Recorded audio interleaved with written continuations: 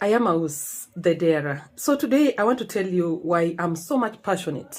I'm so much passionate about girl child, about padding a girl, menstrual health, empowering a girl, etc. Today I'm invited to go empower girls and talk to them on matters mental health. And they are primary school going kids. So I'm like, this has reminded me of when we were in primary school. In primary school, nobody will talk to you about menstrual hygiene, menstrual cycle, etc. Nobody. Like, tulikuwa tu hivyo tu ni kama tunaishi mistuni, like we were in the forest. There were madam teachers. Yes, there were our parents, but nobody was talking about this. We will just learn it by ourselves. So I remember back in the primary school, I'm even getting emotional. Let me do away with this so that I can address this matter well. So in primary school, I remember they used to call it amoyo. Yeah, so now that nobody has told you about this, so you're just there in class, around class 6, 7 abo.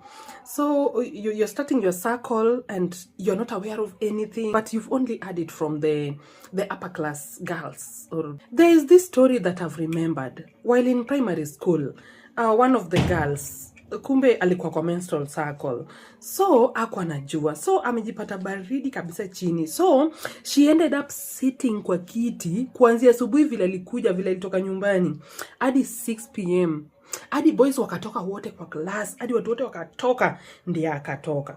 Juu ulikuwa na keti hivi, kuketi unasikia kitu baridi nyuma ya nguo, so ukisikia kitu baridi, so you're like, what do I do? Ukiguza hivi unapata ni damu. Sasa unashindwa kusimama. Juu ukisimama, the boys would laugh. They would laugh. And then inanuka. Alafu, hey, yaki maisha yenye tuliishi tukiwa primary school. So, I think hiyo sasa ndio inifanya asisimame. You'd sit in your seat, hadi boys watoke wote kwa class. Hadi watu watoke. Even fellow girls. We had various experiences. I remember when I was in primary school, nilikuwa natumia handkerchief ikajaa ika overflow, nikatupa hiyo handkerchief. So nikashindwa, hii sweta yangu nitaikata katikati ama nitafanya aje sweta?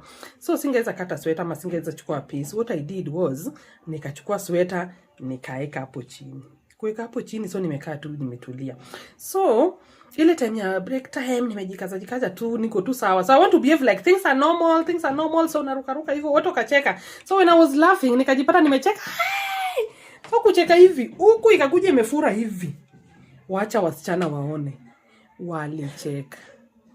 Imefura imejaza hapa mbele hivi.